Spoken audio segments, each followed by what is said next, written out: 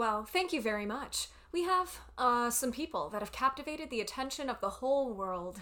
Not just our country, the whole world. And they're very brave. And that was a lot of rocket under them. I never saw anything like that. We were talking about it. I don't know how they do it. I wouldn't want to do it. But it takes people like this to make our country great. And again, I've never seen anything. Everybody I knew, they wanted to see the launch, and they especially wanted to see a successful landing. And Jared, I want to congratulate you. What you've done at NASA, I made a great choice. And if you have any questions for any of us, feel free to ask. But we're very proud of these people. They have unbelievable courage. Unbelievable. A lot of other things too, by the way. To get in there, you have to be very smart. Have to do a lot of things. Physically good. So I would have had no trouble making it. I'm physically very, very good. Maybe a little bit of a problem. I don't know, Jared. We'll have to try it sometime. Is the president allowed to go up in one of these missions? We'd have no problem, right? We'll have to try it. Congratulations very much. And by the way, the families are over here, beautiful families, and they're in the Oval Office, and they walked in, they said, wow, the Oval Office. Everybody likes the Oval Office, so any questions, please? Thank you, Mr. President. First of all, it's a great honor to meet all of you. Congratulations, and welcome to the White House. I've had the privilege of interviewing Gene Cernan, the last man to walk on the moon. Is that what you would like to do? And, Mr. President, do you think that will happen during your second term? Well, we have a shot at it. I mean, we don't like to say definitely, because then you say, oh, we failed, because I think we could say we're ahead of schedule. So we have a good shot. We've authorized it. And I think with this team and, with Jared's done such an amazing job at NASA, I think we have a good shot, right? We'll see. Yes, Mr. President, we have an achievable plan now back to the moon, and we're back in the business of launching moon rockets with frequency. So we just sent Artemis II around the moon, and we're going to launch Artemis III in 2027. We'll project for up to 2 opportunities in 2028 to return astronauts to the surface of the moon. I like space. I started Space Force, as you very well know, and it's been very, very important, and they tried to kill it. And actually, the military would not let the Biden administration kill it. They wanted to kill it. And it's going to turn out to be one of our most important things. I think it'll turn out to be one of the most important things I did. But we got involved with NASA bringing it back. And I was saying, when I first looked at some of your facilities, they had grass growing on the runways, right? In between the cracks of the asphalt. And, but not anymore. It's really strong. And you know what else they do? One of the things they do that's so important is for our military. Military offense and defense. And a lot of people say, well, is it worth it? It's really worth it, because what's happened militarily, you see what we're doing militarily. A lot of that comes from space, so it's been pretty great. Good question. Yeah. Thank you, Mr. President. I have 2 questions for you. First, on the topic of space, do you have an update on the UFO files and when we're going to be seeing those? Well, I think we're going to be releasing as much as we can in the near future. For some reason, and I guess it's just a reason, it's been in the minds of people for a long time. That is such, they want to find out about UFOs and anything having to do with UFO or related material. And we're going to be releasing a lot of things that we have. And I think some of it's going to be very interesting to people. I've interviewed people, my first term primarily, but I interviewed some pilots, very solid people, and they said they saw things that you wouldn't believe. So you're going to be reading about it. Yes. Nice try, Don, but those aren't the files that we want to see, right? Sir, you spoke to Vladimir Putin not too long ago. Did you talk to him about... I did today. Did you talk to him about progress in the space area? And no. And what else did you talk to him about? I didn't talk about space, no. I talked about Ukraine, and I talked a little bit about, Iran. I talked, about a few different subjects, mostly about Ukraine. And we had a very good conversation. I think we're going to come up with a solution relatively quickly, I hope. What does he want? I think he'd like to see a solution, I can tell you, and that's good. What involvement does he want to have in the Iran situation? He told me he'd like to be involved with the enrichment if he can help us get it. I said, I'd much rather have you be involved with ending the war with Ukraine. To me, that would be more important. Because we're gonna have that, look, we're not gonna let Iran have a nuclear weapon. And we've knocked out their navy. We've knocked out their air force. We've knocked out their anti-aircraft, everything, apparatus, everything they have, their radar. They have very little left. And they have some missiles, a small percentage. They have a small percentage of missile-making facilities. We knocked out about 80% of them. The rest could come very quickly if we don't make a deal. They're not going to have a nuclear weapon. They know it, and just about everybody else does. And so we talked about that a little bit. He doesn't want to see them have a nuclear weapon either. But I had a long talk with President Putin. I suggested a little bit of a ceasefire, and I think he might do that. He might announce something having to do with that. Did he announce it yet? No, but I was wondering. I was just going to ask you about it. Yeah, no, I asked him about it. Even if it's a little ceasefire, there's so many people being killed. It's so ridiculous. Yeah. Mr. President, in light of today's Supreme Court ruling on the Voting Rights Act, do you want Republican states in the South to look at redrawing congressional districts before the midterms? I don't know, you'll have to tell me. When did the ruling come out? I've been with the astronauts. I've been with contractors, because we're trying to get the ballroom built ahead of schedule. It's right on schedule. It's ahead of schedule now. I want to keep it that way.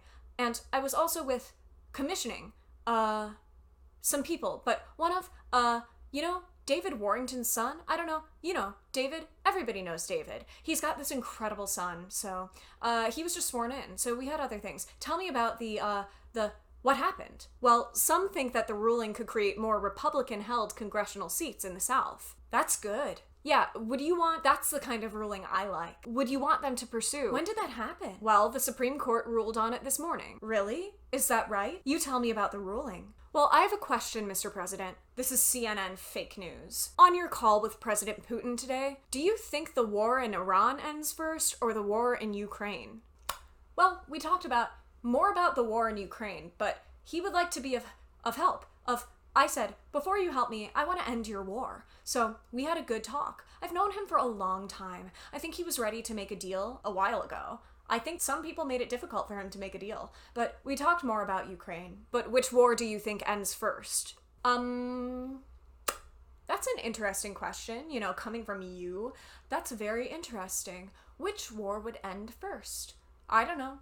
Maybe they're on a similar timetable. I think Ukraine. Militarily, they're defeated, okay? You wouldn't know that by reading the fake news, but militarily, look, they're a navy, so they had 159 ships. Every ship right now is underwater.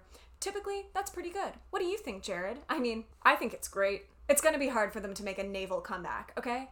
Now, they have an air force. Every one of their planes has been shot down or has been decimated. They have missiles. About 82% are gone. And they have drones, and most of them are gone. Most of the factories are mostly gone. And we have tremendous anti-drone equipment now, between lasers and that new very special machine gun that knocks them out of the air like flies. And we use bullets instead of $1 million, missiles to knock out a $30,000 drone. So I would say Jared would tell me that with everything you just heard, typically we're in pretty good shape. And in addition, their economy is crashing. As you know, their money, they call it their money. They don't have a name for it. Their money is valueless.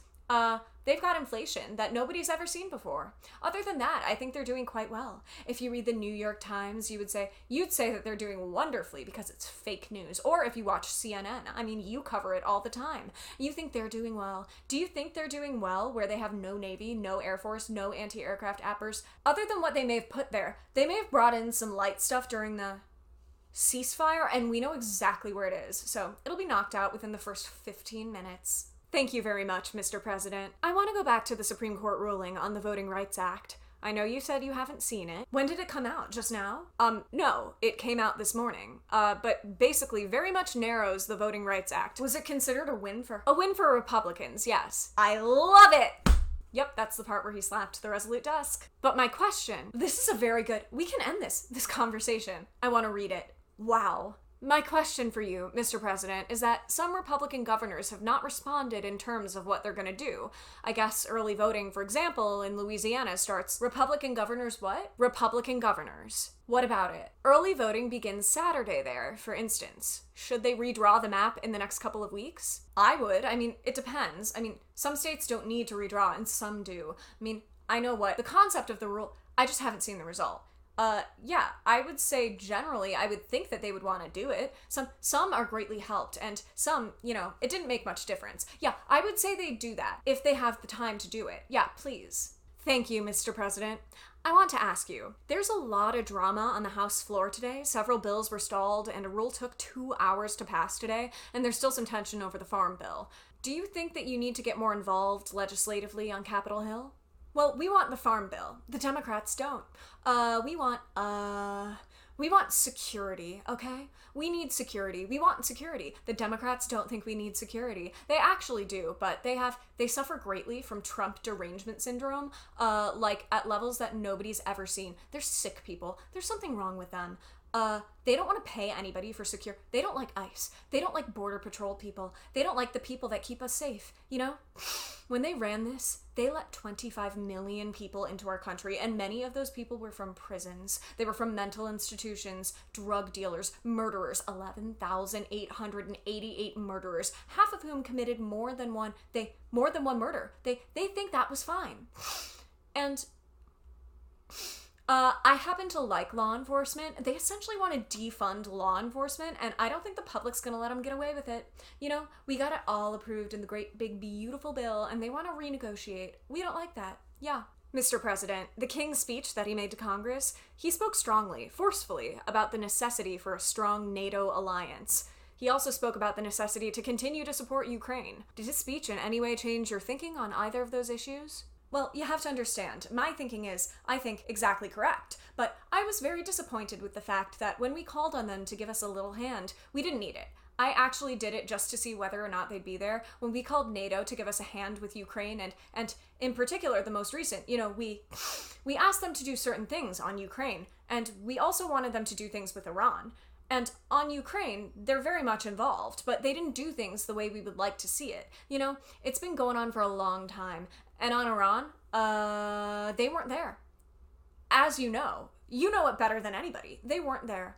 The King is fantastic. We spent a lot of time together, and we had a lot of talk. We talked about this also, and he loves his country, and he's a great king, and he's a great friend of mine. And I think if he were doing that, if that were up to him, he would have probably helped us with Iran. He would have followed the suggestions we made with respect to Ukraine, because, you know, we have some disagreements on Ukraine, and not having to do with NATO so much as European countries, but no, you know, he's coming back tomorrow. We had an incredible evening last night, and he's leaving tomorrow. He's gonna come back and see us before he leaves. And, you know, but I think he's a phenomenal representative for his country. I think the people in the United Kingdom should be proud. I loved his speech yesterday. I watched it. I loved the speech last night. I don't know about my speech. I thought my speech was okay too, but I thought I think he's an unbelievable king, and, by the way, an unbelievable queen. They are a great couple. We were talking about how busy you were this morning. James Comey was in court, he self-surrendered, and now he's been charged a second time. This time over a social media post with seashells that said 8647. Do you really think that he was endangering your life or threatening your life with that post? Well, if anybody knows anything about crime, they know 86. You know what 80's? It's a mobster term for kill him. You know, you ever seen the movies? 86 him. The mobster says it to one of his wonderful associates. 86 him. That means kill him. It's, I think of it as a mob term. I don't know. People think of it as something, having to do with disappearing, but the mob uses that term to say, when they want to kill somebody, they say, 86, the son of a gun. I'm trying to keep the language nice and clear. They don't use that term, son of a gun. They use another term, but that's a mob term for kill. Yeah. But do you really think your life was in danger? Because probably, I don't know, you know, based on what I'm seeing out there, yeah, the people like Comey have created tremendous danger, I think, for politicians and others. You know, Comey is a dirty cop. He's a very dirty cop. He cheated on the elections. He tried to help Hillary Clinton, as you know. He dismissed a lot of the things that he should have proceeded with that I wasn't involved, but he should have proceeded with. No, he's a dirty cop. He's a crooked man. Yeah. Mr. President, you just described a disagreement between the US and Keir Starmer on support for Iran. Did your visit with the king smooth that over or create any more? My visit with the king really was it was extraordinary. I mean, he's an extraordinary man. He's an extraordinary person. And yeah, it helps that from the standpoint that, you know, when you like the king of a country so much, it probably helps. your relationship with the prime minister. But, you know, in that case, the prime minister, I said, do you want to send a little help? He said, no, we'll send it after you win the war. I said, that's not good. That's not good. What do you think of that, Jared? Sending help after we win the war? I don't know, a little late, sir. It's something that bothers me. I don't want to get you guys involved, but I can imagine what you're thinking. I'm going to display the faces of those astronauts so you too can imagine what they're thinking at this moment.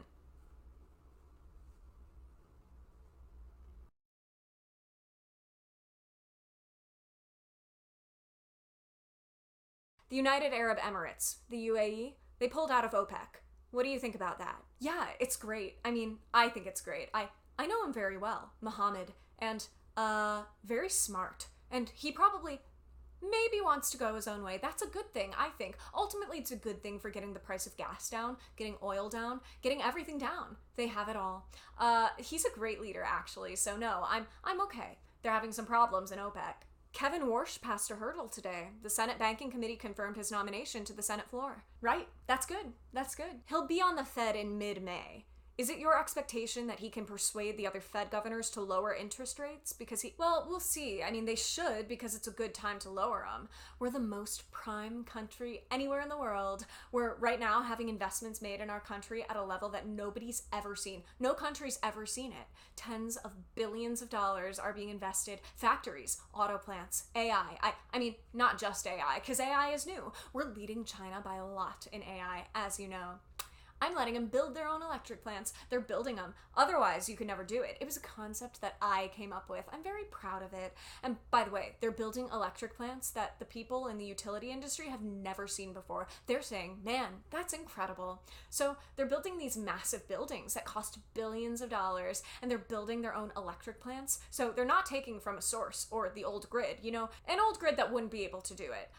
No, we're leading with everything, but in the history of our beautiful world, there's never been a country that has so much money being invested in it as us.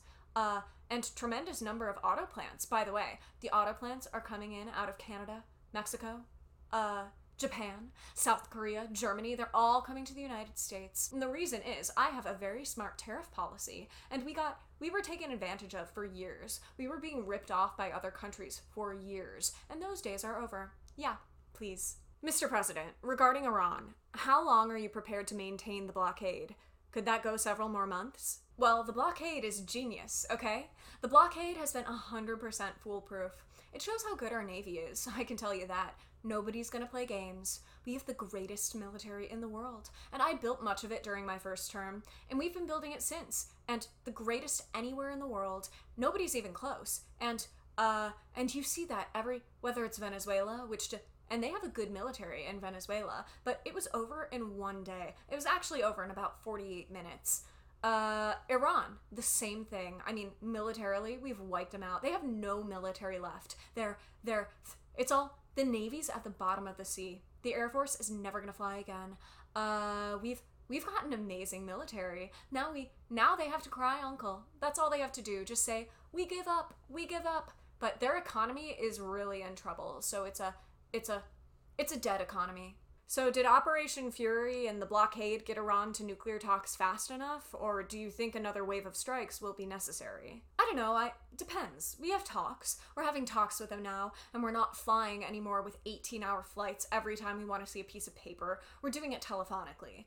And it's very nice. I make a call, or I have my people make a call, and you know the answer. In fact, I always like face-to-face. I consider it better, but when you have to fly 18 hours every time you want to have a meeting, you know what the meeting's all about, and you know they're going to give you a piece of paper that you don't like before you even leave. It's ridiculous. They've come a long way. The question is whether or not they're going to go far enough. So, at this moment, there will never be a deal unless they agree that there will be no nuclear weapons. Yeah, go ahead, please. Are you considering relocating NASA's headquarters out of DC? States like Florida, Texas, and Ohio have expressed interest. You're gonna have to say it differently. Sorry. Are you considering relocating NASA's headquarters out of DC once the lease is up? States like Texas, Ohio, and Florida have... Well, the best man to tell you that is the man standing right over here. You heard that question with those beautiful ears of yours. He's got great hearing, he's got super hearing. Trick of the trade, sir. What's the answer to that? I think the answer to that is we have 10 amazing centers around the country that all kind of bubble up to contribute to the mission we're able to undertake, like Artemis II. I think in terms of the headquarters, we have a lot of people very interested in our mission, so being here in DC gives us the opportunity to kind of interact from all of our stakeholders, make sure we get the right decisions for the nation. Yeah, DC is an advantage, I guess, for you, right? He's got to go around, he's got to see some senators, make sure they keep going, right? Yes, Mr. President. Yeah, probably staying around's not so bad, and importantly, Washington, D.C. is now one of the safest cities in the country. When I came here a little more than a year ago, it was a very unsafe city. And now, maybe even more importantly than that, we have the hottest country anywhere in the world, and you helped make it hot. You know, you helped make it hot when a year and a half ago, and I say it a lot, the king of Saudi Arabia, but others also, the king of Saudi Arabia said, Mr. President, a year and a half ago, we thought you had a dead country. We thought the United States was a dead country. And now you have the hottest country anywhere in the world. And we do. And believe it or not, I mean, when everybody in the world was watching that incredible performance by NASA, these incredible people behind me, where they get the bravery, I have no idea. But you're a big part of it. You really are. We have the hottest country in the world. Thank you very much, everybody. How nice that he complimented NASA after his administration has slashed funding for science.